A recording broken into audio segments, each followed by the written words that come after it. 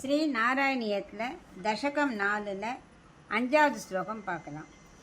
விஸ்புடவயமபேதசுந்தரம் त्वद्वपुस्सुचिरशीलनावशात् அஸ்ரமம் மனசி சிந்தயாமஹே தியானயோகநிரதாஸ்வதாஸ்ரயாः. இப்போ இதுக்குள்ள அர்த்தம் பார்க்கலாம். இது வரைக்கும் நம்ம 6 அங்கங்கள் பார்த்தாச்சு. யமம், நியமம், ஆசனம், பிராணாயாமம், பிரத்யாகாரம், தாரணம். தாரணைன்னா அதான் மனசை அடக்குதல். இப்போ நம்ம 7வது அங்கமாக தியானம் பற்றி பார்க்க போகிறோம். என்ன சொல்கிற பட்டத்திரி, நன்றாக பகவானின் ஒவ்வொரு அங்கமும் அவரோட திருமணியில் ஒவ்வொரு அங்கமும் அப்படியே தெளிவாக இப்போ தெரியுது. போன ஸ்லோகத்தில் தெளிவாக தெரியலன்னு சொன்னார் இல்லையா, கஷ்டப்பட்டு தான் தியானிக்கிறோன்னு. இப்போ அதனால் நன்னா தெளிவாக தெரிய ஆரம்பிச்சிருத்தான்.